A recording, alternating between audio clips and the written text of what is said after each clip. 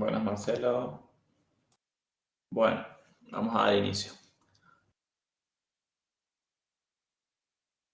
Bien ahí, Emma, que se sumó también. Bueno, comenzamos. La clase pasada fue la clase 6, dimos el módulo 2 repositorios. Ahí vimos un poco el concepto de repositorios, de sus orígenes, los tipos de repositorios que existen. Mencioné los repositorios digitales, SVN, y después profundizamos sobre Git. Vimos cómo crear una cuenta en GitHub, cómo crear un repositorio en GitHub. Vimos cuáles son los ambientes en los que podemos tener el código. Habíamos visto que dentro de nuestra computadora podemos tener 3 versiones de código y que tenemos un repositorio remoto que está en la nube, donde teníamos los comandos git add para agregar de nuestro espacio de trabajo a nuestro espacio local los archivos que fuimos modificando a nuestro staging local. Vimos que con git commit lo pasamos a otro ambiente de trabajo que es un repositorio local, y que con git push lo que hacemos es subimos esos commits que hicimos a un repositorio remoto. Y después teníamos el comando git pull, que lo que nos permitiera descargar los cambios que haya hecho otro desarrollador, o tal vez si nosotros no teníamos actualizado nuestro proyecto, también lo podemos actualizar con git pull. Y el comando git clone, ¿sí?, que nos permite descargarnos un proyecto que ya exista. Bien. Les actualicé el Canvas. Está el enlace en la página que dice módulo 2 repositorios. Además de los temas, le agregué el enlace al Power de repositorios que habíamos visto en clase, y le agregué también la clase subida a YouTube, toda la clase que sería la del 7 de septiembre, que fue la clase anterior. Con eso daríamos por finalizado el módulo 2 de repositorio y pasaríamos entonces a el módulo 3. Con eso ya nos alcanzaría para poder operar sobre repositorios. Bien, el módulo 3 habla de metodologías de desarrollo.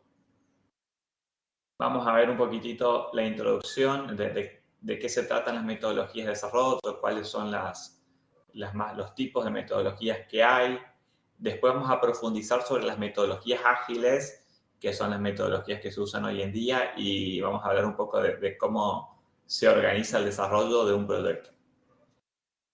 Y después vamos a ver también herramientas de gestión, y vamos a mostrar cuáles son las herramientas de gestión de proyectos, para qué se usan, para qué sirven en el mundo del desarrollo.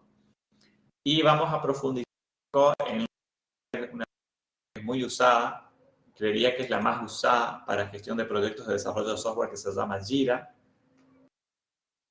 Y vamos a ver dentro de Jira un tablero que tiene Jira para gestión de proyectos basado en una metodología ágil que se llama Scrum, que es la más usada, y Kanban, ¿sí?, que también es una metodología bastante usada para proyectos más pequeños.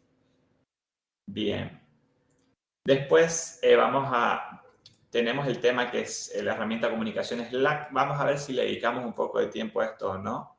Ustedes ya tienen instalada la herramienta. Acá lo más importante es, bueno, que tengan una cuenta, que la sepan usar. Capaz que exploremos un poquitito cómo crear un channel y las características de los channels, para qué sirven. No hay mucho más que hablar que eso.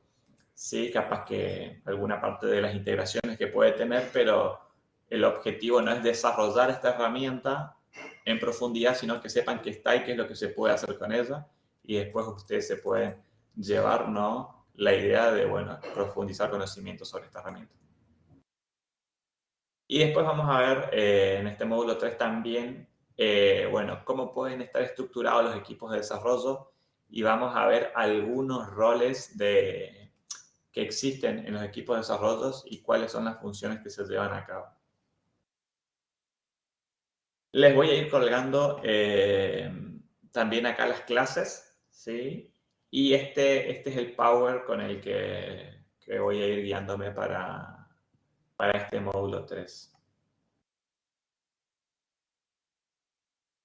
Bien.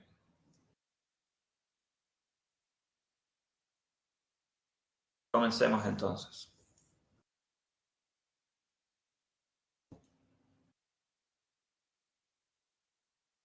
Metodologías de desarrollo de software.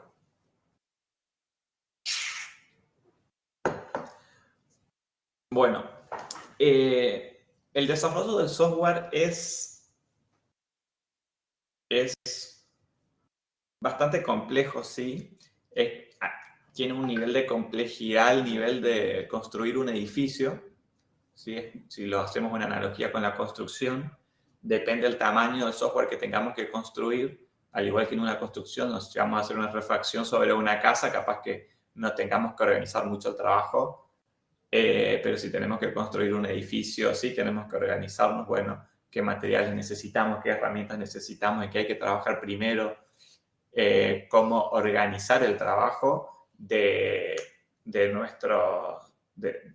personal que tenemos a cargo de la obra, ¿sí? Para que no haya gente básicamente esperando, si tenemos, no sé, alguien que se dedica a hacer loza, por ejemplo, no lo podemos tener sentado a esta persona esperando a que los que hagan los cimientos terminen de hacer los cimientos. Ese mismo nivel de complejidad existe también en el mundo de desarrollo de software y por eso se crearon metodologías de desarrollo de software que nos ayudan a nosotros a organizar el trabajo para que sea lo más óptimo posible, para poder fijar objetivos, para poder determinar cuánto tiempo tardamos en ejecutar un proyecto, para poder estimar costos. Imagínense que alguien nos dice, bueno, ¿cuánto me cobras por hacer un sistema que emita las facturas para un kiosco y que me permita buscar los productos y saber si tengo stock o no? Es mucho más complejo estimar costos de algo como eso, como es algo intangible. No sé, si hablamos de una construcción, podemos saber, bueno, le vamos a necesitar tanto hierro, vamos a necesitar tanto cemento, ladrillo. Tenemos un costo de eso más el costo de mano de obra. Que el costo de mano de obra puede ser variable, ¿sí? Depende de cuánto tiempo nos lleva, si llueve, no llueve. Y en el mundo de desarrollo de software, el 90% del costo en la mayoría de los proyectos es la mano de obra, ¿sí? Entonces es muy variable y bueno, hay metodologías que nos ayudan, que fueron diseñadas para facilitarnos estas tareas. Bien, entonces acá también nos habla de, bueno, cuáles son, bueno, tener éxito, que los equipos tengan éxito en las funciones que implican el temas de planificación, presupuesto, costos y demás, el lenguaje que se va a utilizar.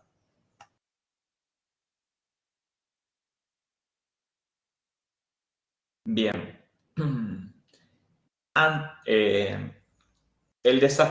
Como el desarrollo de software nació de la ingeniería,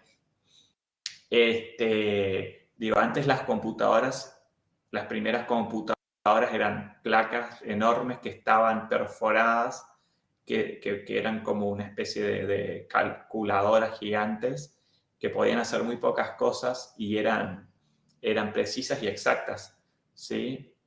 Entonces, de las ramas de las ingenierías y de las matemáticas, crearon las metodologías de desarrollo. Y esas primeras metodologías son las metodologías tradicionales. ¿Y qué tenían estas metodologías tradicionales? Básicamente, lo que te decían era que vos lo que tenías que hacer antes de encarar un proyecto de desarrollo de software era hacer todo el análisis completo de ese desarrollo que vas a encarar. supónganse un sistema, que hagamos un sistema contable para un supermercado, ¿sí? Bueno, ¿qué te decía la metodología? Que vos le tenías que dedicar capaz que 3 meses, 4 meses incluso de trabajo solo de análisis. O sea, ni siquiera tenías que codificar esos 3 o 4 meses, tenías que hacer el análisis. Entonces tenías que ir con el cliente y empezar a hablar. Bueno, te vas a hablar con el cajero del supermercado, cómo trabajaba el cajero, vas escribiendo las historias de usuario, es decir, vas escribiendo qué es lo que hace el cajero. Bueno, yo recibo los productos, veo el precio del producto, lo anoto en un cuadernito, ¿sí? Estamos hablando de metodologías tradicionales, así que estamos hablando de la época en la que no habían sistemas todavía. O sea, estaban pasando del papel a la computadora. Entonces, se escribían esas historias de usuario. Se hacía todo ese relevamiento de todos los actores que tendrían que interactuar con este sistema. Entonces, estamos hablando del cajero, estamos hablando del gerente del supermercado, del encargado de ventas, del encargado de compra, del encargado de facturación, capaz que el encargado de proveedores, ¿sí? Ni hablar si es un supermercado grande que tiene accionistas, bueno, ¿qué es lo que pretenden los accionistas? Y se hacía todo este relevamiento de información, y una vez que se tenía este relevamiento de información que llevaba tiempo, tal vez un mes dedicado solo a eso, después lo que se tenía que hacer era la planificación. Y en base a ese relevamiento decía, bueno, yo tengo que hacer un módulo que permita al cajero cargar, buscar productos por código, que vean el precio y que lo puedan agregar a un carrito y que eso te sume y con eso tengas el total. Capaz que al contador de la empresa no le interesa eso, sino que le interesa tener un balance mensual de todo lo que se vendió. Capaz que al de depósito le interesa saber el stock de productos. Al de proveedores le interesa también saber el stock, pero también le interesa saber, bueno, a qué nivel de stock tiene que pedir a sus proveedores que le traigan productos, cuánto se demora el proveedor en traer un producto. Capaz que un proveedor se demora un mes en traerte el producto porque viene de muy lejos, ¿sí? Le tenés que hacer el pedido, entonces vos ya un mes antes de estimar que te vas a quedar sin producto, tenés que hacer el pedido, ¿sí? Bueno, entonces relevabas toda esa información y hacías una planificación y decías, bueno, supónganse que empezamos el proyecto en enero, para fin de enero terminamos esa etapa de análisis y de relevar las historias de usuario. Después hacemos una planificación y decimos, bueno, en febrero vamos a hacer la pantalla para que el cajero pueda ingresar y buscar los productos. Y también vamos a hacer la pantalla de carga de productos. Después, en marzo vamos a desarrollar X módulo, el que es para el contador. En mayo vamos a hacer otro, en abril vamos a hacer otro y así. Y hacías una planificación que capaz que hacías una planificación de, supónganse, 1 año y medio. Sí que es algo normal para un desarrollo, que un software para un supermercado lleve 1 año y medio en desarrollar, no es algo descabellado. Al contrario, es de lo más normal. Una vez que hacíamos toda esa planificación, se empezaban a ejecutar esas etapas de ese plan que hicimos. Y con la planificación decíamos, bueno, si vamos a demorar 1 año y medio y el primer mes vamos a necesitar 5 analistas, el otro mes vamos a necesitar 10 desarrolladores, después vamos a necesitar 15. En base a eso estimabas el costo del proyecto. Y se comenzaba a ejecutar el proyecto. Bien. ¿Qué pasa? Bien, a ver si está acá, sin terminar. Bien. ¿Qué dicen? Entonces, que es un trabajo lineal, no se puede empezar una de esas fases que le comenté sin terminar la anterior, y tampoco se puede, una vez que avanza ese proceso, o sea, una vez que hicimos ese plan de 18 meses, o de 1 año y medio, empezamos a avanzar y vamos yendo. No hay margen para hacer algún tipo de adaptación en el camino, porque te hicimos todo un plan súper detallado de 1 año y medio. Bien. Después surgieron las metodologías ágiles. ¿Por qué surgieron las metodologías ágiles? La tecnología avanza muy rápido, mucho más rápido que otros tipos de materias, ¿sí? Y se dieron cuenta que capaz que estaban en la mitad, estábamos al mes 6 del proyecto y resulta que lo que habíamos relevado de lo que necesitaba el cajero, ¿sí? Tal vez, nada, en esos 6 meses salió el aparatito que te escanea el código de barras y te permite que el código de barras ingrese a través de un escáner de código de barras en lugar de hacerlo con el teclado, y eso nos cambia una parte del sistema, pero ya no lo podíamos adaptar, ¿sí? Porque no estaba dentro de nuestra planificación. No, salía de nuestra planificación y ya no lo podíamos adaptar. O tal vez el contador que quería un resumen, ya capaz que la FIP ya no necesita eso y lo necesita en otro formato, ¿sí? Necesita otro tipo de informes. O capaz que incluso pensaba él que necesitaba un informe, pero en realidad necesitaba el informe y cuando nos dijo lo que necesitaba se olvidó y en realidad necesitaba 3 informes más, porque él, cuando le hicimos el relevamiento y le fuimos a preguntar, che, ¿qué es lo que vos necesitarías, qué informes ocupás? A él se le olvidó decirnos que iba a necesitar otro tipo de informes, y cuando estamos avanzando con el sistema resulta que habían 4 informes más que había que hacer, ¿sí? Capaz que habían informes que le pedía gerencia y él se olvidó de eso porque lo hacían una vez por año, entonces cuando le hicimos la pregunta no lo tenía en la mente.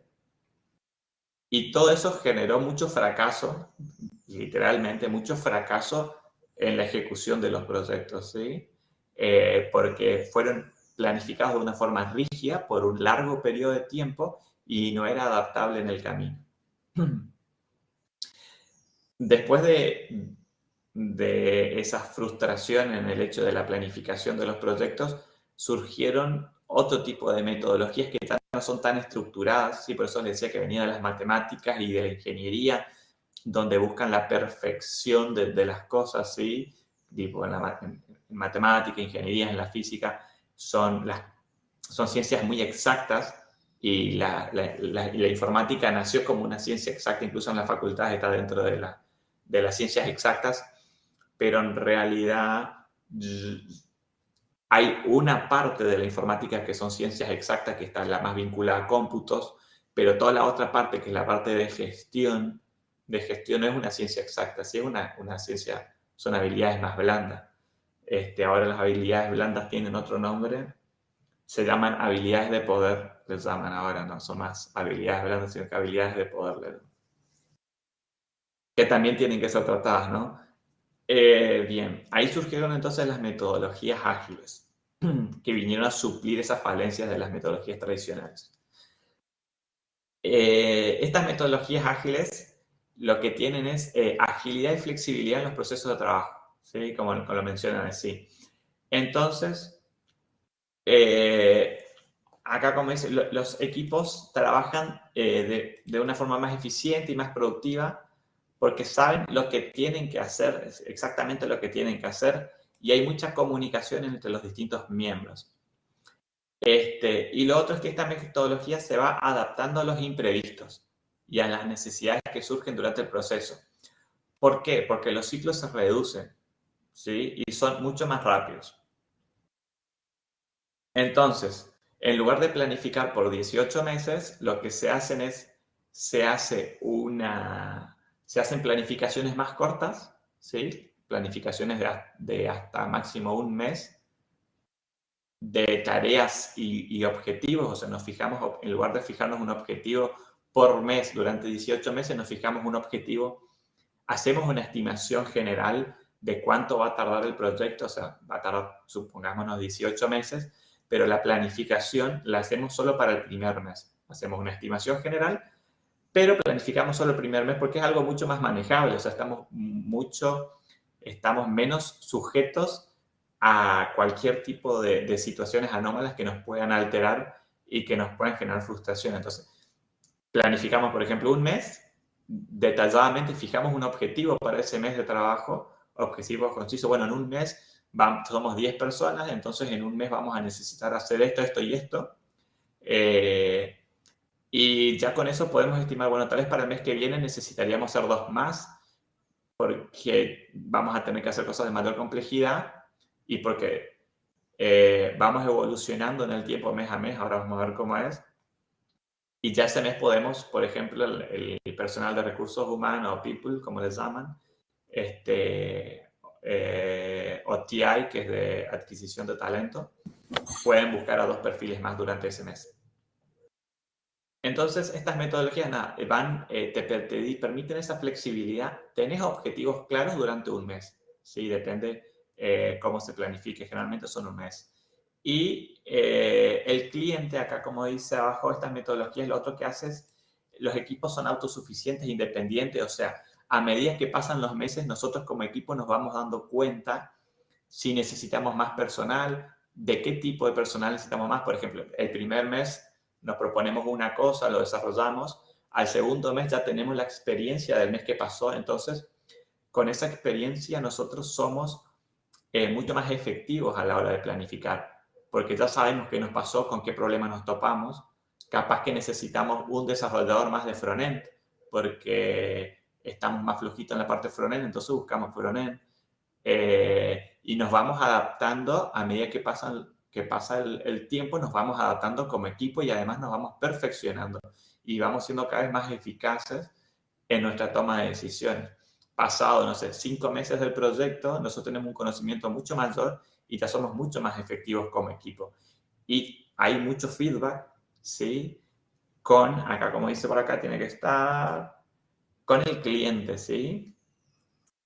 El cliente nos da mucho feedback porque es el cliente el que cada mes nosotros le tenemos que dar los resultados del tema. Si miren, estos son los resultados, cumplimos los objetivos, no cumplimos los objetivos, no cumplimos los objetivos porque pasó esto, y los objetivos del mes que viene son estos, vamos a avanzar en esto. Y el cliente nos va a decir, mira, no, en realidad yo no me interesa eso, yo quiero que se haga el módulo, por ejemplo, te puede decir, bueno, me interesa acá en el módulo para el contador porque justo el mes que viene, dentro de 2 meses, vamos a tener, hacemos un balance general contable y estaría bueno que ese informe ya lo tenga el sistema para cada 2 meses.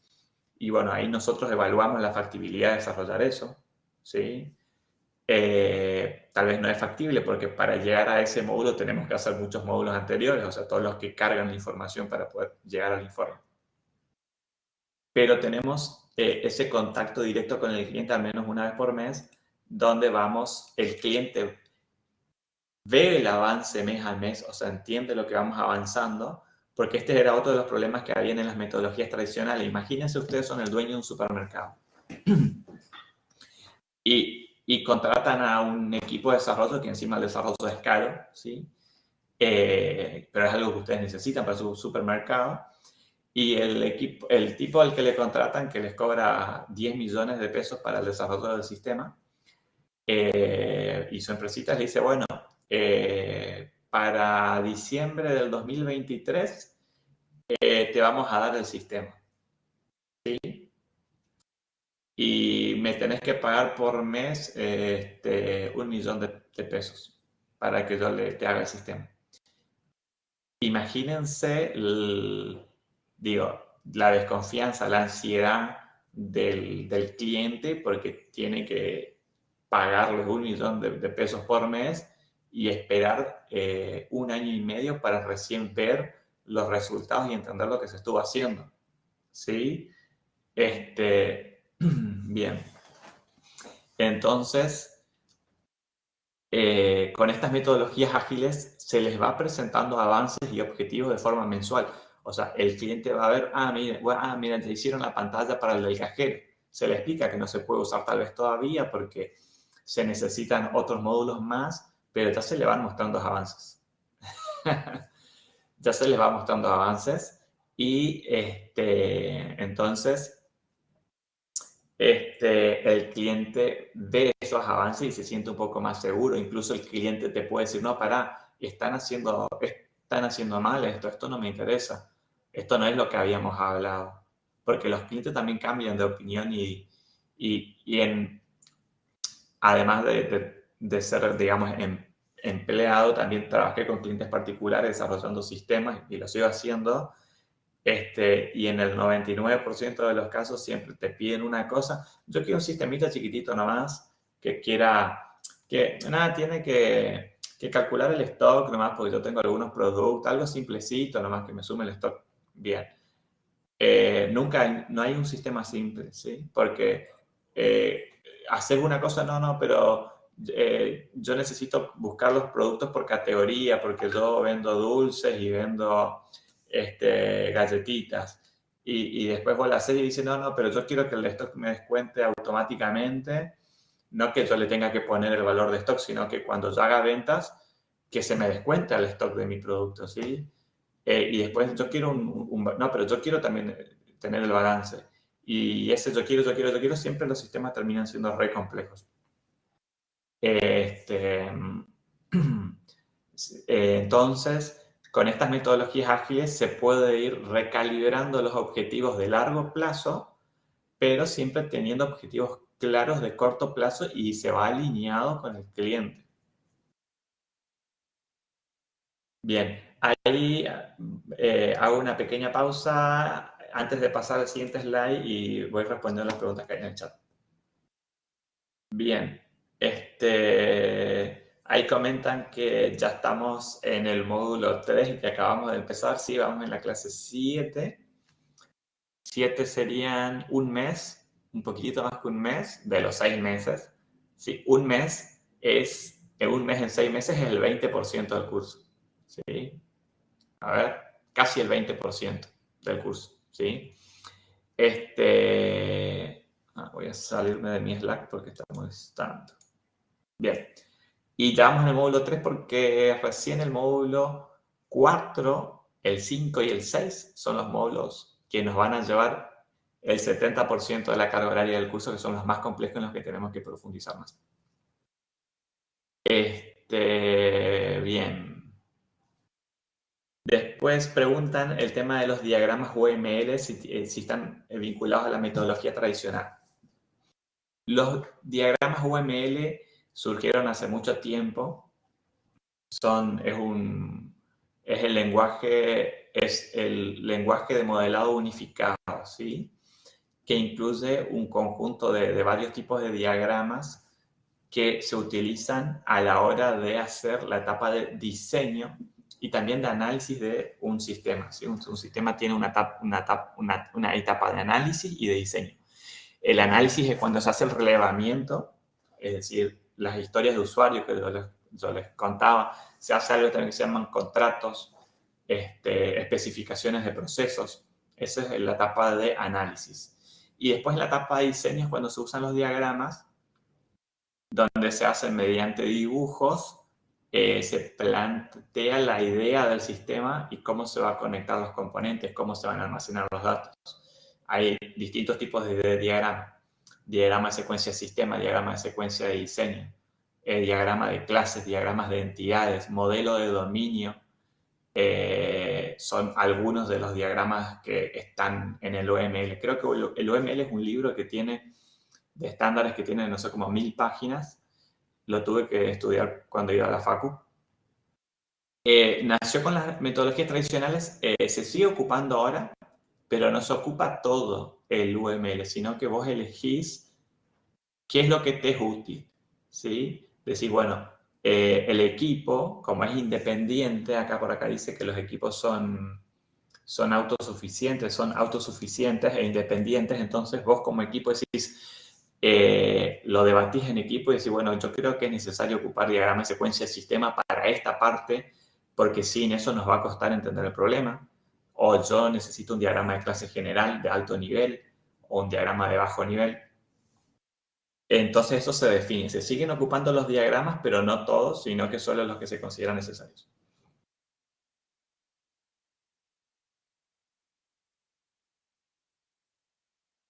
Bien.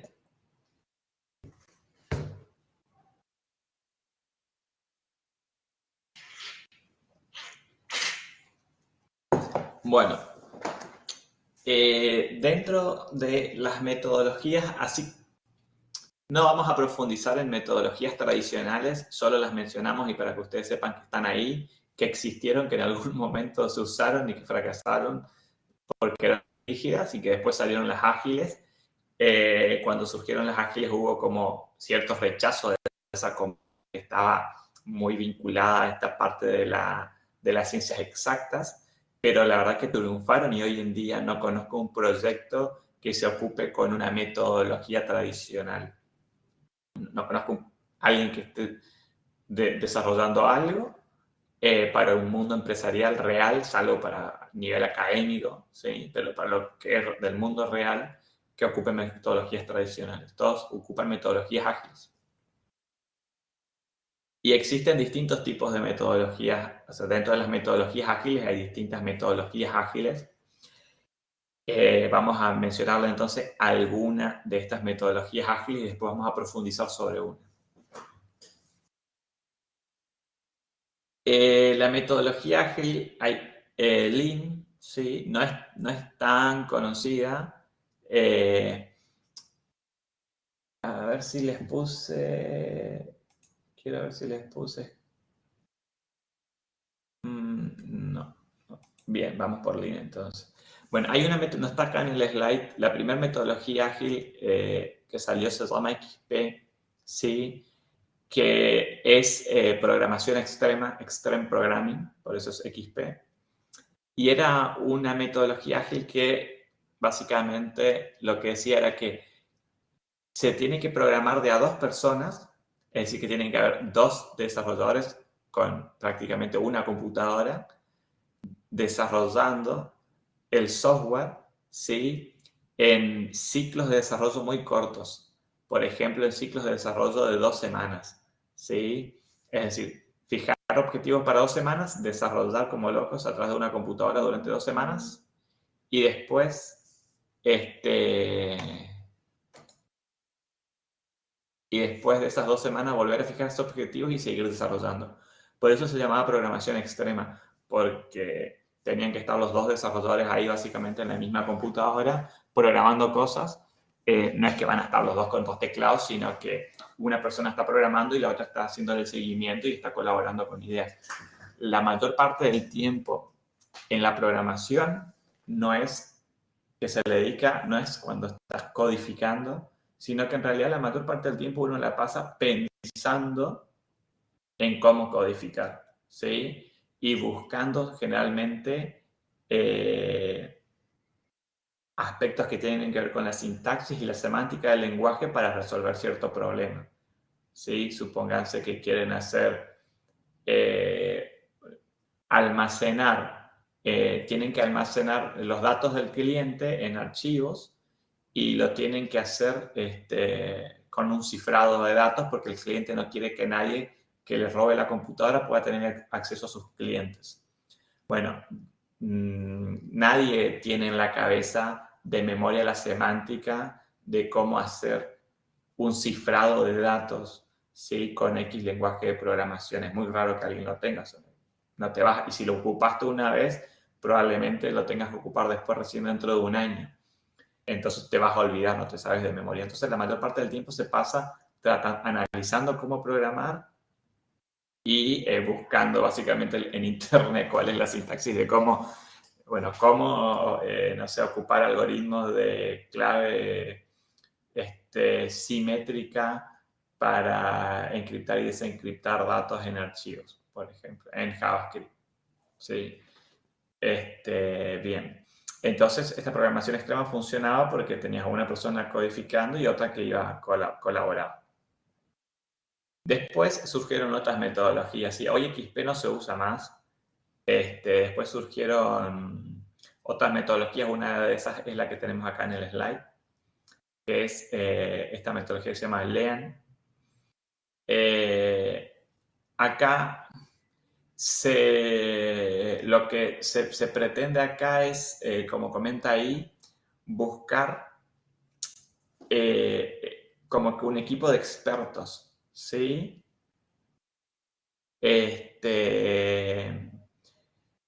No se piensa en el costo del proyecto básicamente de esta metodología, se buscan los mejores desarrolladores de las tecnologías que tenemos que usar y si vamos a hacer algo. Esto aplica cuando se tienen que hacer cosas muy complejas. Si se va a hacer un sistema para un supermercado y no aplica esta metodología porque no hay o sea, hay una complejidad, pero no necesitas al mejor desarrollador para hacer un sistema de supermercado. Ahora, si tenés que hacer un sistema que tenga machine learning y que haga algo aplique data science para analizar millones de datos y en base a eso y con ciertos algoritmos de, no sé, de redes neuronales, mostrar publicidad a una persona, capaz que ahí sí necesitas gente muy especializada, alguien de machine learning, alguien de data science, alguien de big data, un desarrollador senior o un expert, ¿sí? Capaz que para ese tipo de equipos sí se encuadra esta metodología. Y para esta metodología no se le presta atención tanto al costo del proyecto, porque obviamente tenés que gatillar para tener a los mejores, sino que tener un equipo que te pueda resolver el problema, ¿sí? Que vos le tires el problema y que tengan la capacidad de resolverlo. Y que lo puedan hacer de forma muy eficaz. Capaz, vos no podés estar, tal vez para ese proyecto, supónganse que son Google y Microsoft es nuestra competencia y vos no podés estar un año o 2 años desarrollando esta tecnología porque Microsoft te va a ganar y va a sacar un mejor sistema de anuncios y una vez que te ganan en esa carrera, básicamente en la tecnología, una vez que te quedaste un poco atrás, es como que perdiste la ola para surfearla y nada, la tenés que remar, ¿sí? Así que capaz que para ese tipo de empresas sí aplica. Bien. Y bueno, este método potencia la cohesión del equipo, el aprendizaje, reacciones rápidas durante el proceso. Bien. Vamos un ratito a las preguntas. A Leli pregunta si es complejo encriptar y desencriptar datos. Y ahí, bueno, Mauro le comenta que hay bibliotecas que lo hacen exactamente. Hay distintos tipos de encriptado de datos. Se pueden ocupar encriptado simétrico y asimétrico, ¿sí? Si quieren lo pueden buscar después qué significa una y la otra. No es complejo, hoy en día no es complejo, porque hay librerías, porque hay otros programadores que ya programaron el encriptado y básicamente te brindan una función que dice encriptar datos, no sé, encriptador.encriptar y le pasas un string y te encripta los datos. Te crean una función que ya hace toda esa lógica. Te aplican esos algoritmos de encriptado. Y ya los lenguajes de alto nivel tienen incorporados en su propio core técnicas de encriptado. Lo más básico de técnicas de encriptado son MD5, SHA, les voy a anotar acá, MD5, SHA, ya creo que era. Después tenés base 64, que es fácil de desencriptar, pero es una especie de codificación. Esos son dos. Bueno, sí. Bien. Hay encriptados que no se pueden desencriptar, que es como se almacenan las contraseñas.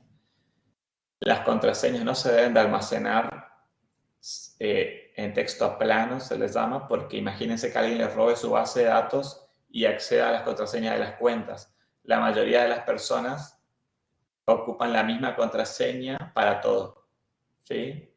Me imagino que la mayoría de ustedes lo hacen y ocupan la misma contraseña para todas sus cuentas, de todas sus cosas. Imagínense que se registran en una página, ¿sí? No sé, una página para aprender a programar y les piden que se registren y ustedes se registran, ponen su correo electrónico que generalmente te piden para registrarte y ponen su contraseña. Y esa página la hizo un desarrollador de buenas intenciones, pero almacenó las contraseñas en texto plano, ¿sí? Es decir, su base de datos tienen su correo electrónico, su nickname y su password. 1, 2, 3, 4, 5, su contraseña. Bien, imagínense que ustedes son de las personas que usan la misma contraseña para todo. Y esa misma contraseña es la contraseña de su correo electrónico, de su Facebook, ¿sí? Y quién sabe de qué más. Supóngase que un hacker entra y le roba esa base de datos a esta página y tiene su correo electrónico con su contraseña. Y lo primero que va a hacer es va a buscar ingresar a esa cuenta de correo con la contraseña de ustedes. Lo otro que va a probar a hacer es buscar en Facebook una cuenta que tenga ese correo electrónico a ver si existe con la contraseña que está ahí. Y así viceversa. Y así van surfeando hasta llegar incluso a cuentas bancarias. Por eso es que las contraseñas no se pueden almacenar en texto plano, sino que se almacenan cifradas y se cifran con algoritmos de cifrado que no son reversibles. ¿Qué quiere decir esto? Que las cifras y las guardas cifradas y no hay forma de descifrar. Ni siquiera el que hace el sistema te puede descifrar la contraseña. ¿Y cómo haces para saber cuando inicia sesión si está poniendo la contraseña indicada? Lo que se hace es, se cifra la contraseña con la que inició sesión y se compara la contraseña cifrada en la base de datos con la contraseña cifrada con la que inició sesión. Si son iguales los dos cifrados, significa que es la misma contraseña. Entonces nunca se almacena la contraseña y nadie la puede tener, ni siquiera el dueño del sitio en el que se está almacenando la contraseña. Bueno, Google tiene un cifrado que es reversible, ¿sí? Porque las puedes ver en el navegador. Ahí, digamos, confiamos en los mecanismos de seguridad que tiene Google. Hoy en día, los sistemas grandes, las grandes corporaciones, no solo miran la contraseña y el correo electrónico, sino que miran cuáles son tus coordenadas, cuál es el navegador con el que accediste. Si vos siempre accedías con un Windows XP y ahora iniciaste sesión con un Linux y con una IP que es de otro país y ya no te permiten ingresar. Te mandan un mail, por ejemplo, preguntándote si sos vos o te mandan una push al teléfono porque hay algo raro ahí, probablemente no seas vos, por más que hayas puesto bien el correo electrónico y la contraseña. Digamos, hay hoy en día muchos mecanismos más de seguridad. Antes era solo usuario y contraseña. Bien, pasamos al siguiente. Incluso ahí comentaban de WordPress. WordPress también te guarda cifradas las contraseñas. Algunas, depende si generalmente está activado. Ellos ocupan MD5 para cifrar. El MD5 no es muy seguro, digamos. Antes era lo más seguro que había, pero ya hay mecanismos para descifrar el MD5. No para descifrar como tal, pero sí para obtener la contraseña. Bien. Metodología ágil Kanban. Esta metodología sí ya es más utilizada que la anterior. Se usa mucho. Esta metodología la creó Toyota. Y capaz que ya la conocen ya, no por su nombre, pero no sé si alguno conoce la Kanban, puede comentar ahí en el chat. Si escuchó hablar o no. Ahora vamos a ver si con la gráfica vemos un poquitito. Básicamente, por así decirlo, metodología de organizar trabajo consiste en crear tareas, o sea, escribir el texto de cada tarea que tenemos que hacer en cuadraditos de distintos colores. Los colores pueden ser para marcar prioridades, por ejemplo, o para marcar temáticas. Se puede ocupar, sí, imagínense que lo desarrolló Toyota. O sea, se aplica para organizar trabajo, no necesariamente desarrollo de software, de cualquier tipo de trabajo.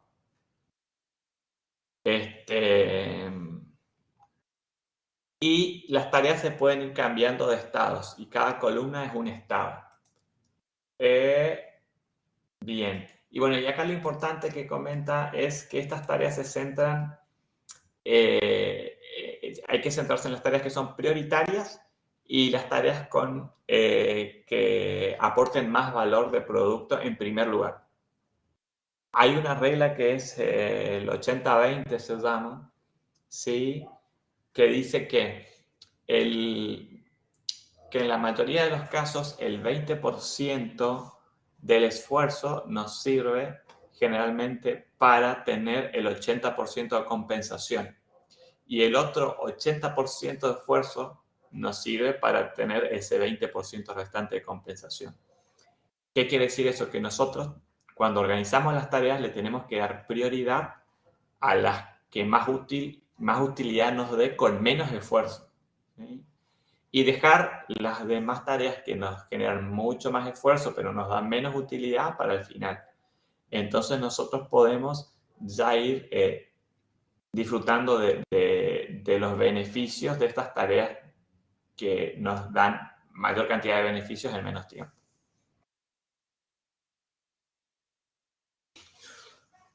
Bien, Kanban. Este es un tablero de Kanban. Un tablero de Kanban, a ver si...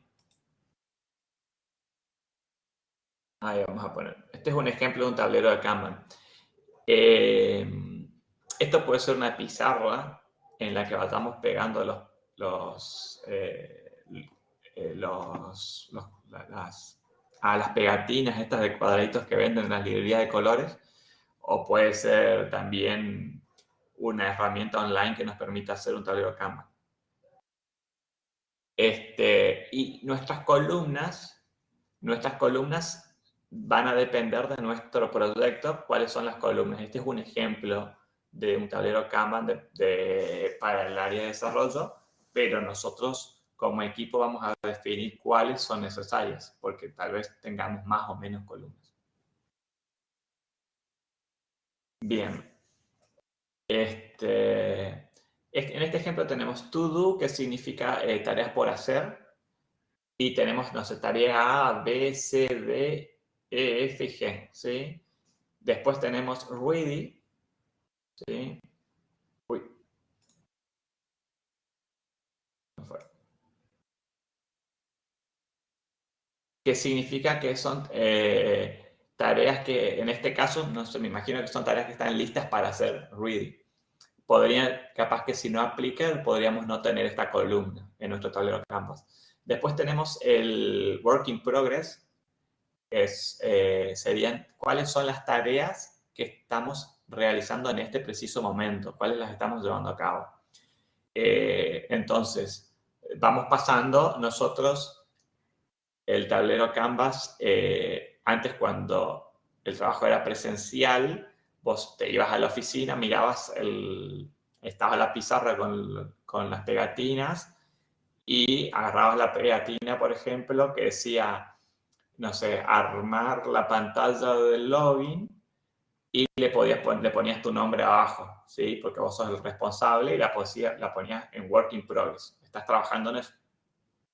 Y después, no sé, si terminabas esa tarea o por ahí no la terminabas, puede ser, acá dice, por ejemplo, blocked, ¿sí? Son tareas que están bloqueadas, o sea, empezaste a hacer la pantalla de login, pero resulta que te falta que el cliente te diga cuáles son los datos por los que el usuario quiere iniciar sesión. Capaz que el cliente quiera que se inicie sesión con el número de documento en lugar de con el correo electrónico, y ustedes no saben eso. Y le preguntaron al cliente por un mail y el cliente no les responde, entonces ustedes no se pueden quedar sentados de brazos cruzados 3 días hasta que el cliente les responda que quiere iniciar sesión con el número de quit en su sistema. Entonces, esa tarea la pasan ahí hacia el lugar de bloqueado, y lo que hacen es miran otra tarea que esté en ready y la toman y la pasan a work in progress, ¿sí? Entonces, cualquier persona cuando mira este tablero puede saber qué persona está trabajando en qué tarea, cuáles son las tareas que están bloqueadas, cuáles son las tareas que ya están listas para hacer, cuáles son todas las tareas que están pendientes de hacer, ¿sí? Y bueno, y acá tenemos, a medida que vayamos avanzando en el proceso, las tareas se van desplazando de izquierda a derecha por las columnas. Bien. Sí, ahí comenta, estoy mirando los chats, ahí comenta Mauro que Trello ocupa esta metodología. Sí, Trello es un tablero Canvas, totalmente digital, ¿sí? Te permite cargar las columnas con las tareas, el responsable, comentarios, fotos y demás. Totalmente. es una implementación, es una solución tecnológica que te permite implementar Canvas. Bien. Bueno, acá tenemos una etapa de validación, por ejemplo. Acá tenemos, por ejemplo, en este tablero Canvas se le pone un límite que dice 3. Probablemente haya capaz una persona que esté a cargo de hacer las validaciones y no le podemos poner, no pueden haber 50 tareas ahí en esa etapa de validación porque no hay capacidad. Entonces, como máximo 3. Si tuviéramos que llevar una tarea más de 3 acá, capaz que lo tenemos que conversar y alguien del equipo dice, bueno, yo tiene que tomar dejar de tomar tareas de acá, de to do, y empezar a tomar tareas de validación para ir terminándolas. También el tablero Canvas nos permite ver, tipo, a simple vista te puedes dar cuenta, capaz que se está trabajando en un montón de tareas y tenemos muy pocas tareas hechas. Eso significa que estamos agarrando un montón de cosas y estamos dejando todo por la mitad. ¿Sí? Entonces eso nos ayuda a recalibrar y si no, no vamos a tomar 30 tareas de a vez, vamos a tomar menos tareas y vamos a ir terminando esas tareas. Bien, y bueno, acá tenemos deployado, significa que ya está el código fuente, está subido a un servidor y que el cliente lo puede ver.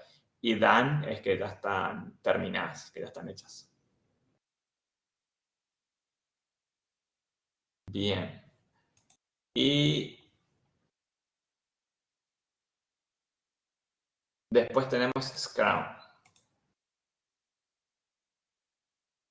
Vamos a ajustar. Bien, ahora sí. Bueno, vamos a detenernos acá. Vamos a hacer el pequeño break vamos a hacer de 15 minutos máximo, o sea, y 15 largo. Y ahí vamos a seguir con la metodología Scrum, que sí, porque ahí es queda corto por ahí. Y vamos a hacer la metodología Scrum, que es la más ocupada, ¿sí? Es la metodología que todo el mundo usa hoy en día para el desarrollo de software. Yo la uso en el Mercado Libre y todas las empresas con las que hablé, todos ocupan Scrum, ¿sí? Las grandes empresas ocupan Scrum. Así que bueno, vamos a dar Scrum y vamos a profundizar, sí, conocimientos sobre Scrum para entender cómo funciona más profundamente.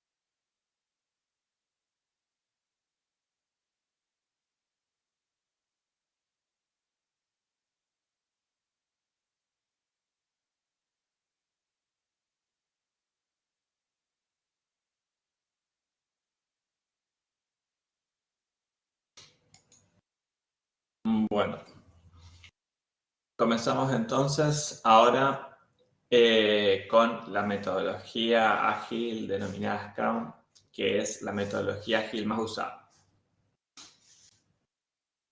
Esta metodología está diseñada para desarrollos de sistemas complejos que se realizan sobre ambientes bastante cambiantes y que nos permite a nosotros poder ir llevando este desarrollo de forma más flexible. Entonces, el principio radica en que nos va a permitir a nosotros ir haciendo entregas parciales del sistema completo, vamos haciendo pequeñas entregas de manera regular, ¿sí? Básicamente esto significa que, por ejemplo, vamos a hacer entregas cada 15 días o vamos a hacer entregas cada 30 días.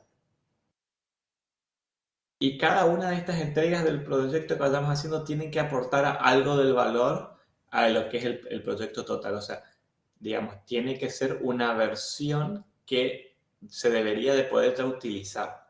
No sé, la primera entrega, por ejemplo, vamos a hacer el módulo de carga de productos. En la segunda entrega vamos a hacer el módulo que permita cálculo de stock. Después, la tercera entrega, vamos a hacer el módulo que permita al cajero cobrar por las ventas, ¿sí? Y listar los productos, armar básicamente los canastos de productos. Y en el módulo 4, los informes contables.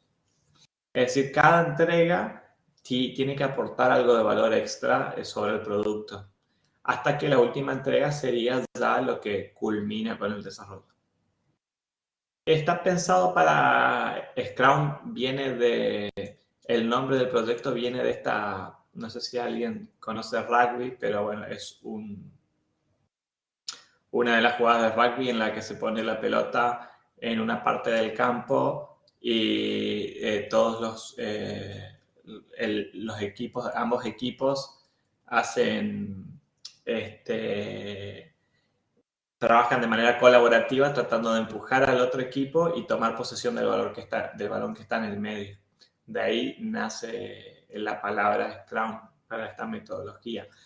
Y nace de ahí porque está pensada mucho en que todo el equipo tiene que traccionar y cada eslabón del equipo cumple una funcionalidad y en conjunto hacen a que todo fluya.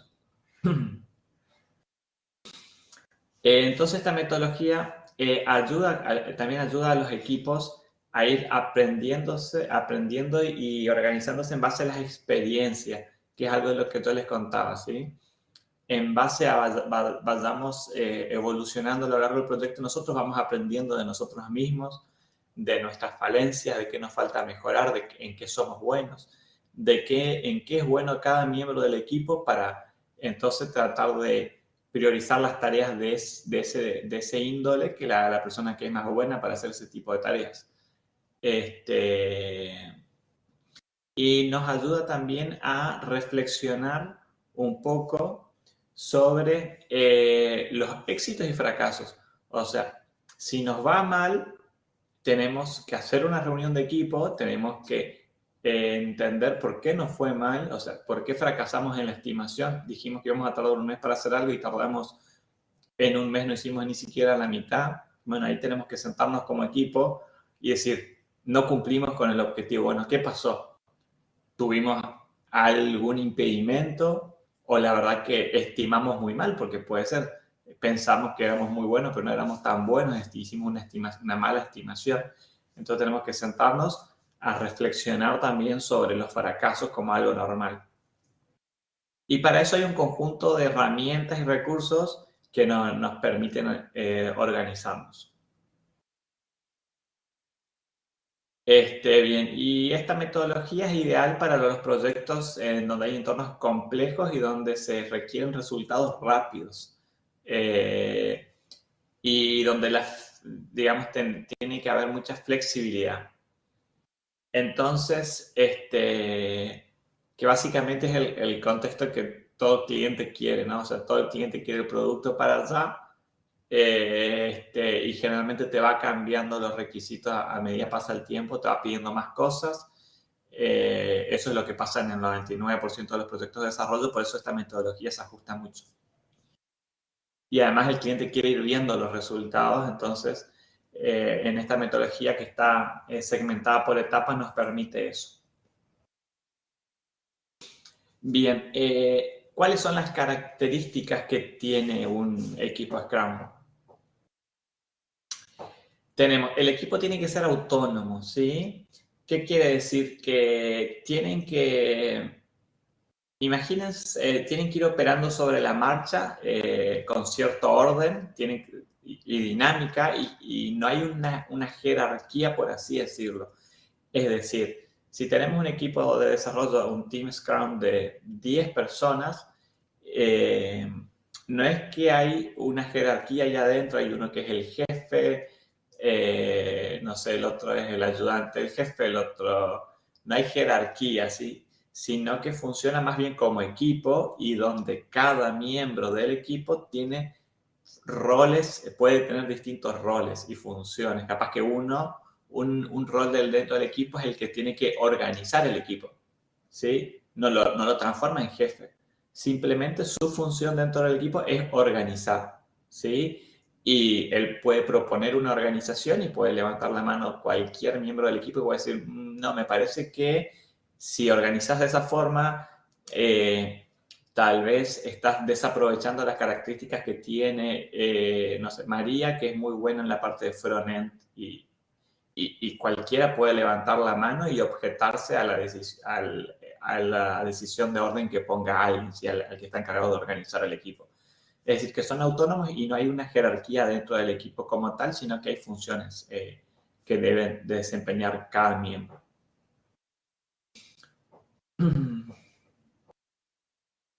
Bien, ahí hacen también la analogía con el fútbol. Bueno, otras características de estos equipos de Scrum? Las fases de desarrollo son solapadas, ¿sí? Es decir, que las personas deben trabajar para sincronizar sus ritmos y cumplir con la entrega. Cada miembro del equipo tiene un ritmo, algunos pueden ir más rápido, otros pueden ir más lento, y estos ritmos se empiezan a solapar, ¿sí? Formando un ritmo del equipo. ¿Qué quiere decir esto? Que capaz que, supónganse que yo soy desarrollador de frontend y tengo que hacer la pantalla de login y hay un desarrollador de backend que tiene que hacer el endpoint, ¿sí? Que me permite hacer login, que les habíamos mostrado, que trabaja con JFrontend, y el de backend va más lento, entonces yo dependo del tiempo del que estás haciendo el backend y no puedo quedarme de brazos cruzados por 3 días a esperar que el de backend termine, ¿sí? Si yo veo que yo no puedo avanzar más con esa tarea, tengo que buscar proactivamente otra tarea para hacer. Y si el de backend se da cuenta que está yendo más lento de lo deseado, tiene que ver que alguien más del equipo de backend le ayude a él para que su tarea vaya más rápido. O tal vez hay otro desarrollador de backend que ya terminó su tarea. Este desarrollador puede colaborar y puede colaborar con esa parte de la pantalla, la funcionalidad del login y efectivizar ese proceso y hacerlo más rápido. Bien, el aprendizaje múltiple.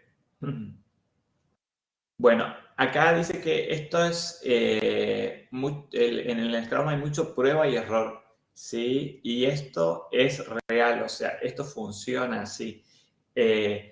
Cuando hace, a ver, los miembros vamos a terminar de leer y les doy un ejemplo. Los miembros del equipo de Scrum sí tienen como objetivo, tienen que mantener al día con las condiciones cambiantes del mercado y hay un aprendizaje constante y fluido entre los diferentes miembros de la organización. Hace poco me pusieron a cargo de un equipo de desarrollo, me pusieron como uno de los roles que es Project Leader de un equipo que yo no conocía, ¿sí? 5 personas, 5 desarrolladores que yo no los conocía y estaban trabajando en un proyecto que yo tampoco conocía. Y me pidieron que yo sea PL de ese equipo, Project Lead. El Project Lead es un rol que es el rol de coordinar las tareas, ¿sí? Bueno, entonces, ¿cómo podés coordinar las tareas de un equipo que no conoces y de un proyecto que no conoces? Eso, digo, es imposible. Eso requiere un periodo de adaptación y de aprendizaje. Y lo tuve que hacer desde el día 1. Pero en Scrum, digamos, eso está permitido porque lo que yo fui haciendo fue, bueno, les pregunté cómo venían trabajando, fui preguntándole por qué tareas venían haciendo, les fui dando algunas tareas, vi cómo las hicieron bien, qué tiempo demoraron.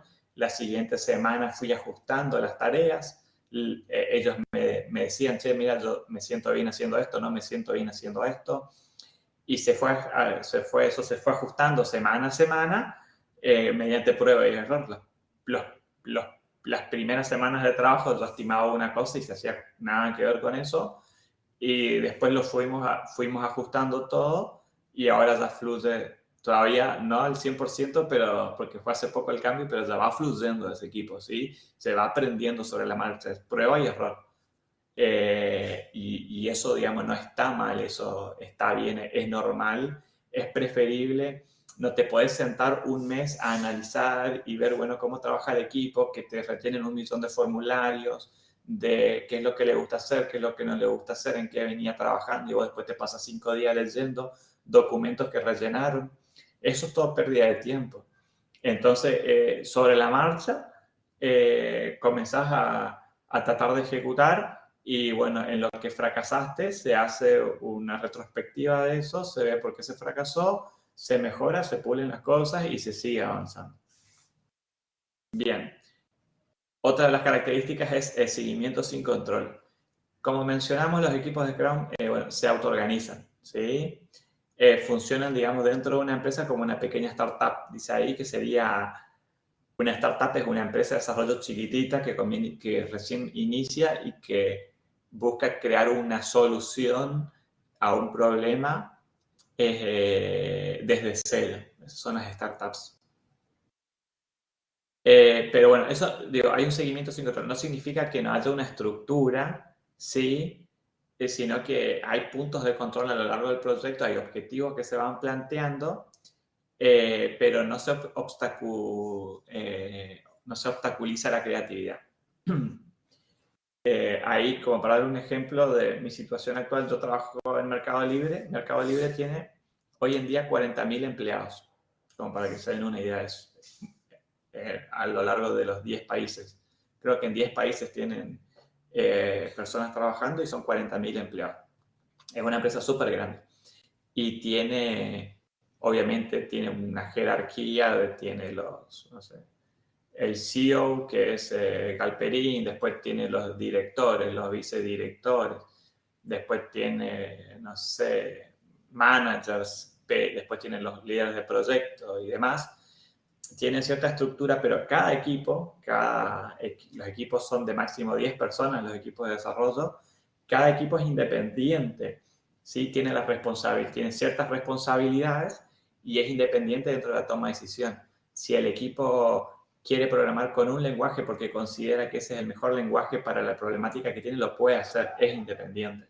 ¿Sí? Toma la decisión ese equipo de 10 personas, ¿verdad? No es que haya una bajada de línea de Galperín que diga, se tienen que ocupar JavaScript para programar porque leí en un artículo de New York Times que JavaScript es un buen lenguaje y yo quiero que todos programen JavaScript. Cada equipo es independiente. Pero así como es independiente, sí, también es responsable, ¿no? Porque vos sos, tipo, es como en la vida misma, si sos una persona independiente, también sos responsable de cómo te va en la vida, ¿sí? Entonces, si vos sos independiente y cuando te va mal, si te va mal porque ocupaste un lenguaje de programación nuevo y porque, no sé, quisiste explorar ese lenguaje de programación que salió hace un año y resulta que no hay soporte, que no hay mucha documentación, y después no podés terminar las tareas que tenés que hacer sobre ese lenguaje y bueno, eso es un fracaso, ¿sí? Y es tu responsabilidad, porque vos tomaste esa decisión como equipo. Así que así como tenés la independencia de tomar las decisiones, también tenés la responsabilidad sobre las decisiones que tomaste. Consultan si el PL es como un project manager. Sí, sí, project lead se llama PL, el líder de proyecto, y el project manager no sé si hay alguna diferencia, digo, porque las empresas les llaman a veces de distintas formas. Capaz que en una empresa un PL tiene ciertas, como que hay varios roles definidos en la jerga del mundo de desarrollo y no todas las empresas tienen las mismas funciones para los mismos roles. ¿Sí? A veces son muy similares. A veces capaz que en una empresa le dicen project manager y hacen tareas de un project manager, y en otra empresa el PL hace lo mismo, o viceversa, ¿sí? Capaz que hay tareas que son distintas, eso depende de las empresas. pero básicamente un líder de proyecto es el que tiene que velar por el éxito de un proyecto, tiene que determinar cuáles son los plazos de ejecución, cuántas personas desarrolladores se van a necesitar, tienen que hacer el seguimiento diario. ¿Sí? Eso lo vamos a ver un poquito más adelante en este módulo, cuáles son los roles más comunes y cuáles son las funcionalidades. Pero a ciencia cierta no es que haya un rol con funciones súper bien definidas y que si no, no, para esto yo soy PL, por ejemplo, y yo no tengo que programar. Porque acuérdense que funciona como equipo, todos somos iguales jerárquicamente y capaz que el PL en ese equipo, si está flaqueando una parte, puede ayudar porque generalmente el PL fue programador antes, entonces puede colaborar. Todos traccionan.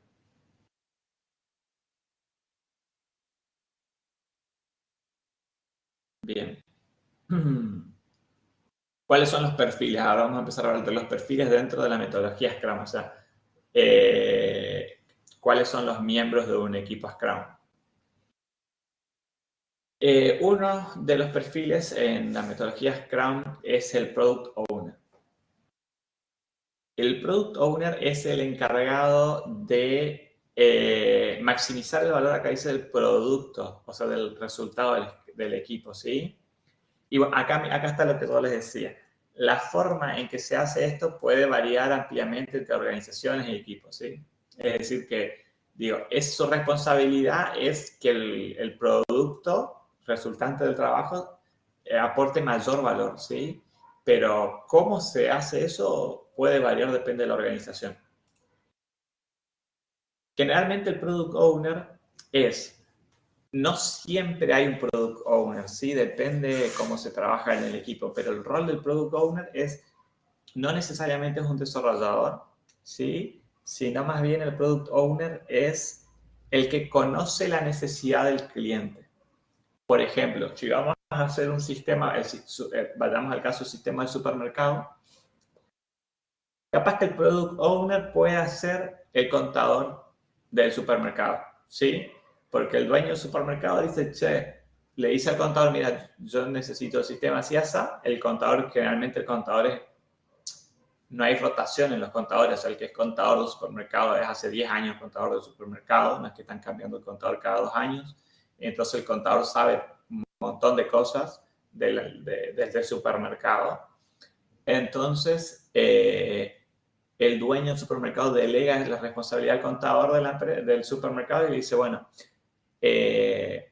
vos dedicadle el 50% de tu tiempo a hablar con el equipo de desarrollo que va a hacer este nuevo sistema.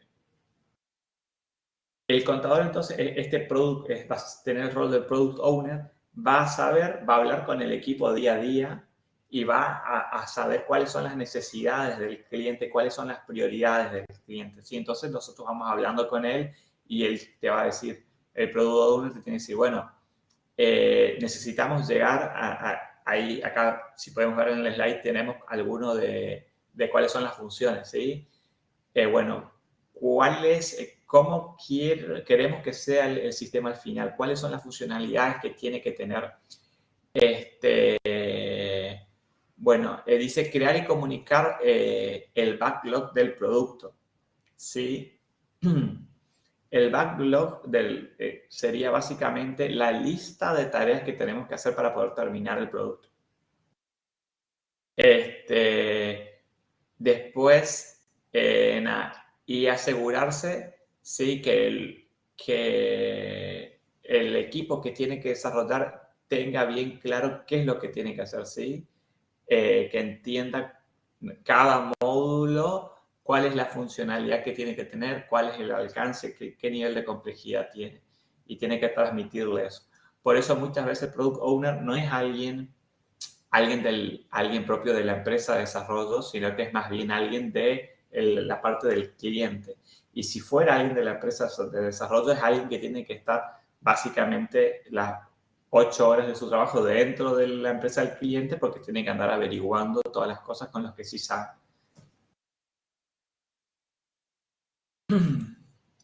El Scrum Master.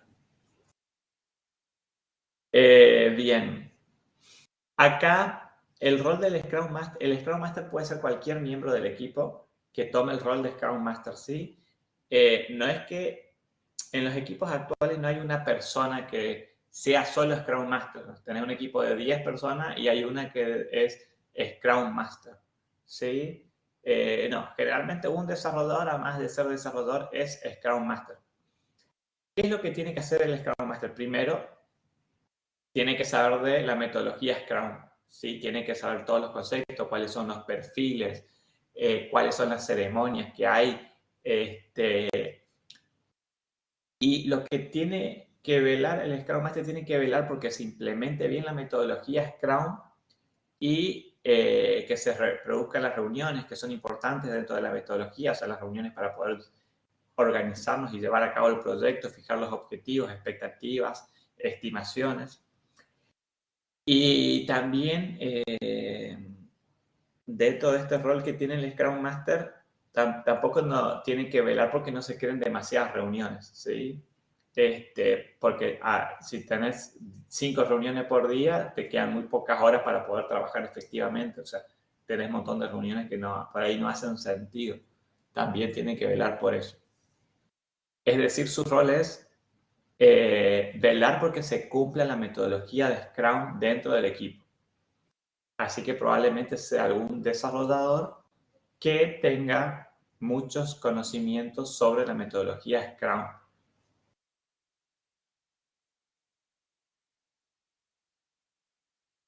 Y acá viene el Project Manager que preguntaban ahí abajo si era lo mismo que en el chat que el PL. Muchas veces acá piensan que el Scrum Master es lo mismo que el Project Manager y en realidad no es así, porque el Scrum Master lo único que hace es velar porque se cumpla la metodología Scrum. En cambio, el Project Manager, sí, lo que tiene que hacer es lo que les comentaba, definir el alcance del proyecto, definir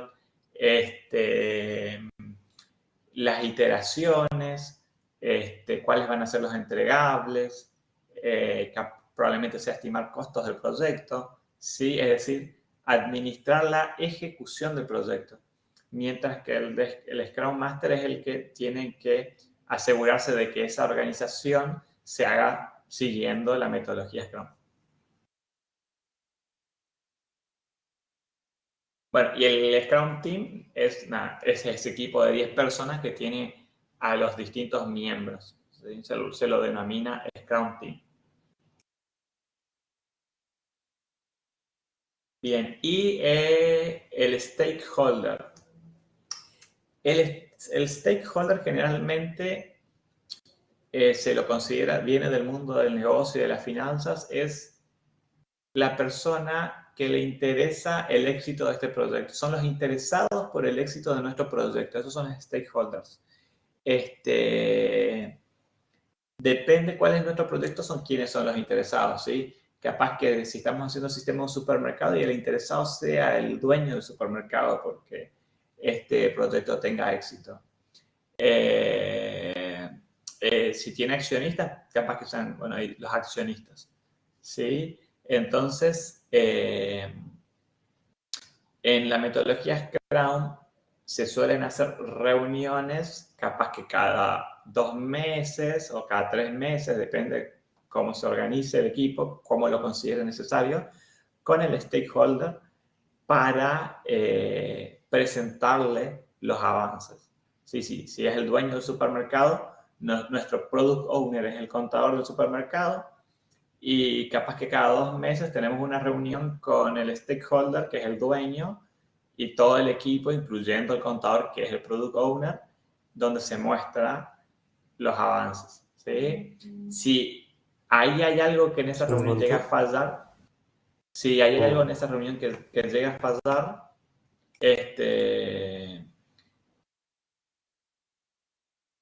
por ejemplo, si falla están haciendo algo que no se debería hacer y el dueño no, pero yo no quiero que hagan el manejo de stock, eso no es lo que yo quería, y ahí el responsable es el product owner, ¿sí? Que es el que nos dice básicamente los requisitos. ¿Sí? si estamos yendo mucho más lento de lo planificado y el responsable es el project manager, porque definió tiempos y no se están cumpliendo, ¿sí? Bueno, eso salen en esas reuniones y se pulen todos esos detalles y se sigue avanzando en el proyecto. Bueno, ¿cómo es el proceso de Scrum?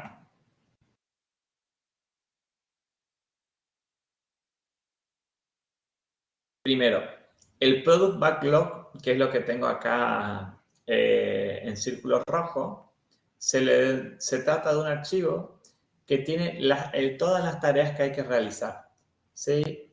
Tiene los requerimientos y las funcionalidades requeridas por el proyecto. Por ejemplo, si es el de supermercado, tenemos agregar un producto, quitar un producto, modificar un producto, agregar una foto al producto, eh, agregar,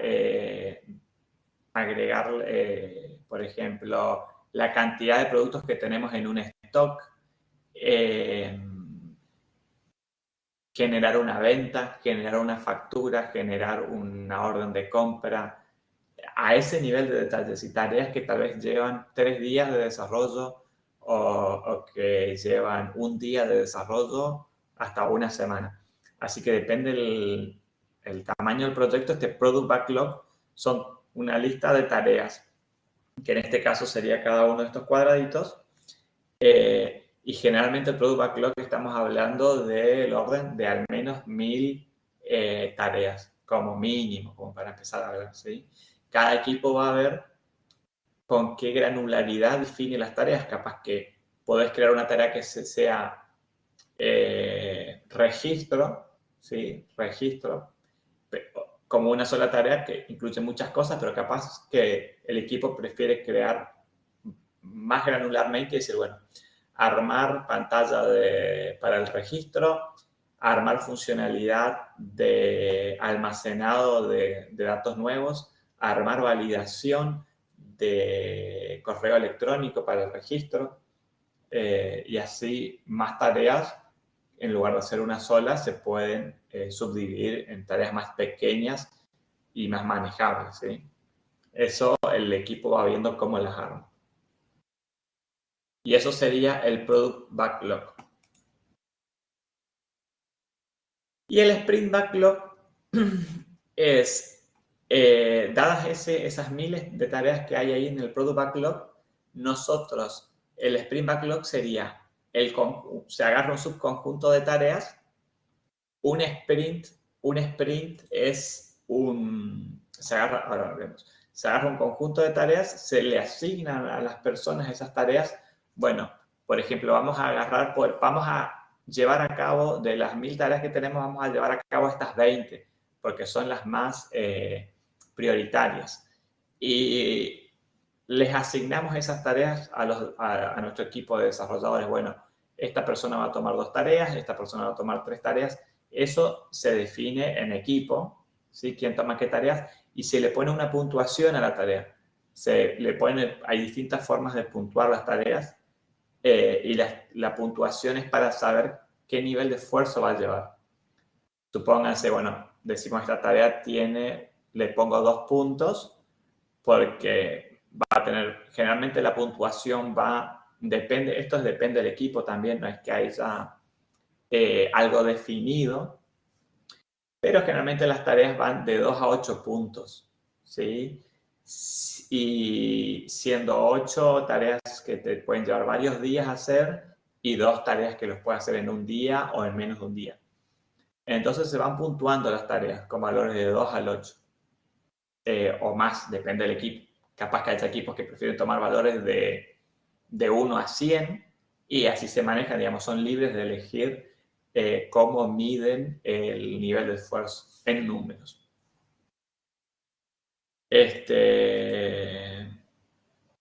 Bien.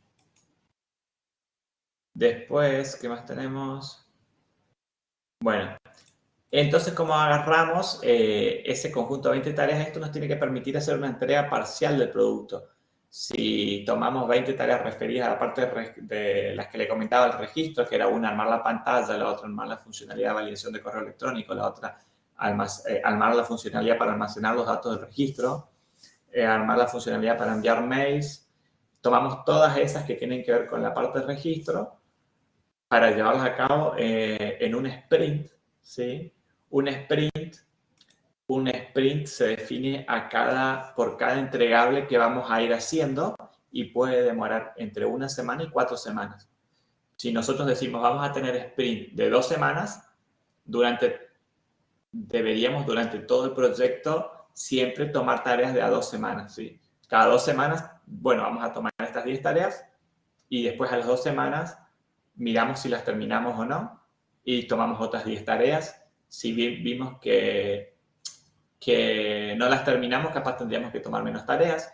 Si vimos que a la mitad del sprint ya terminamos esas 10 tareas y tuvimos que agarrar otras tareas nuevas, hicimos una mala estimación, si subestimamos, entonces ya en el próximo sprint, en lugar de tomar 10, capaz que tomamos 20 tareas. Para eso sirven los puntos, ¿sí? No se mira por cantidad de tareas, sino por la cantidad de puntos que se tomaron en el sprint. Capaz que hay una tarea de 8 puntos, una tarea de 2 puntos, una tarea de 10, ¿sí? Y con eso vamos entendiendo el nivel de complejidad y con eso nos vamos adaptando. Bien. La planning meeting o planning, la sprint planning. Bueno, acá comento un poco que se suele perder muchas horas en reuniones innecesarias. Acá el rol del Scrum Master es tratar de que se ocupen solo las reuniones necesarias. En Scrum hay varias reuniones, a las reuniones se les llaman ceremonias que se pueden hacer o no. Depende del equipo, si considera que es innecesario hacer un tipo de reuniones, no las hace. La planning consta en decir, bueno, vamos a hacer sprints de 2 semanas. Entonces, cada 2 semanas tenemos que hacer una planning. Que la planning es básicamente, todo el equipo se sienta o lo hace de manera virtual en una Meet, 1 hora, 2 horas, depende, ¿sí? Se sienta y dice, bueno, ¿qué vamos a hacer durante las siguientes 2 semanas? ¿Qué tareas vamos a tomar del backlog? ¿Por qué vamos a tomar esas tareas? O sea, hay que definir las prioridades y quién las va a tomar a esas tareas y cuántos puntos tienen, lo que vimos anterior. Y todo eso se define en una reunión que se llama la planning, que se tiene que hacer sí o sí al comienzo de cada sprint. Si hacemos sprint de 2 semanas, vamos a tener esta reunión cada 2 semanas. Si hacemos sprint de 4, cada 4, y si hacemos sprint de una vez por semana, vamos a tener esta reunión. Bien, y después tenemos la daily. Es otro tipo de reuniones. La daily, que ya la daily, bueno, sí, acá está el nombre. La daily se le dice en el español. Básicamente es una reunión diaria, por eso se llama daily, ¿sí? Y es una reunión de máximo 30 minutos por día. Generalmente se hace a la mañana, donde todos los miembros del equipo, estos 10 desarrolladores, se juntan y lo único que cada uno, si son 10, imagínense, 30 minutos, tenés máximo 5 minutos para hablar por desarrollador. Y lo que tenés que decir en esta reunión básicamente es qué es lo que hiciste ayer, el día anterior, qué es lo que vas a hacer en el día actual y si tenés algún tipo de impedimento que te está impidiendo seguir avanzando en las tareas.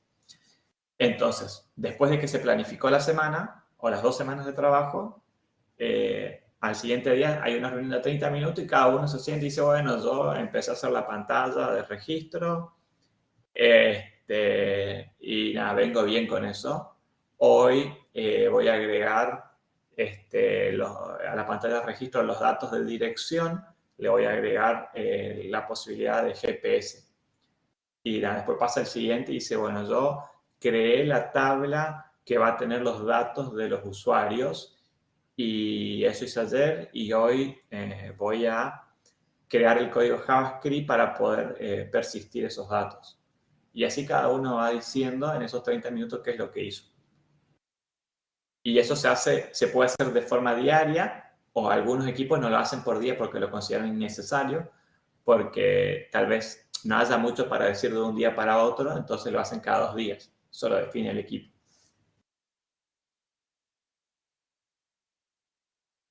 Acá habla de la programación extrema, que es lo que les comentaba, ¿sí?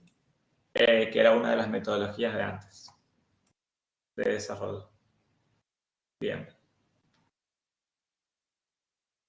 Sprint Review es otra de las ceremonias, otra de las reuniones que se pueden hacer.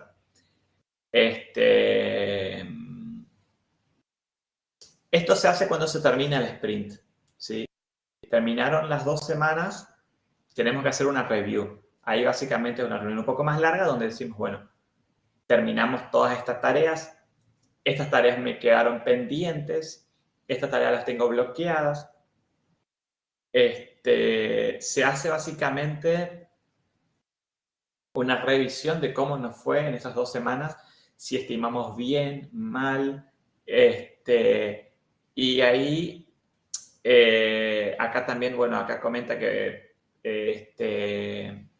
participa el Product Owner, ¿sí? Porque tiene que revisar, es el que conoce de lo que se necesita hacer, y se va detallando, bueno, también las tareas que tenemos en nuestro Product Backlog, que es la lista de tareas generales del proyecto. Bien, Sprint Review y la retrospectiva, la retrospectiva del sprint. Acá tenemos un grafiquito, abajo les haré un grafiquito donde podemos ver las distintas reuniones. La retrospectiva básicamente es opcional, hay equipos que no la hacen, hay algunos que la hacen una vez por mes, o cada X tiempo, y básicamente es dedicarle un momento de trabajo a hacer una reunión para hacer un análisis de cómo estuvimos en el pasado, de en qué fallamos, por qué fallamos y cómo podemos hacer para no volver a cometer los mismos errores. Eso es una retrospectiva. Básicamente, ese es el objetivo de esa reunión, ¿sí? Y ahí cada miembro del team va comentando, o incluso se puede hacer el Scrum Master o alguien del equipo que se puede tomar el trabajo de preparar la retrospectiva, relevar todos los fallos que hubieron y plantearlos en esa reunión para buscar soluciones en conjunto con el resto del equipo. Bien. Y nos faltan 5 minutos, les voy a comentar esta partecita de acá, todavía este slide como el último slide. ¿Qué es un software de gestión de proyectos? Nada, es eso, es un software de gestión de proyectos. Básicamente, si nosotros queremos organizarnos en nuestro proyecto, en el trabajo, no lo vamos a hacer con un lápiz y un cuaderno, aunque si lo quisiéramos lo podríamos hacer, pero sería bastante complicado más en el mundo del desarrollo. Entonces hay muchas herramientas que nos permiten a nosotros organizarnos y que ya están preparadas para estas metodologías ágiles de desarrollo. Capaz que si queremos ocupar Scrum, hay sistemas de gestión de proyectos que usan Scrum, por ahí uno de los chicos o chicas del curso mencionaba que el Trello es parecido al Kanban, y efectivamente el Trello es un software de gestión de proyectos que creo que lo puse acá como ejemplo, ¿sí? El Trello es uno de los sistemas de gestión de proyectos que están preparados para la metodología Kanban. Bien. Y hasta aquí terminaríamos. La clase que viene vamos a ver un poquitito uno de los software de gestión de... Sí, Azure DevOps también es para Canvas, totalmente, que es una de las herramientas de Microsoft. Que es una herramienta en realidad de Microsoft Teams, creo que se llama, la plataforma general de Microsoft para gestión de equipos, Microsoft Teams, y ahí adentro existe Azure y tiene otro, no sé, Microsoft 360, Office 360 está ahí adentro. Se integra con algunas herramientas de videollamadas también. Microsoft Teams es otra de las herramientas que se usa mucho, sí, sí. Y bueno, nosotros vamos a dar la clase que viene, vamos a dar Jira, que es una herramienta muy usada. Así que bueno, vamos a ver cómo ocupamos esta herramienta para crear las tareas, asignarle a personas, ponerle puntos. Vamos a recrear una fase de un sprint de desarrollo en Scrum con esta herramienta de gestión que es Jira. Así que bueno, buenísimo chicos, hasta aquí llegamos por hoy.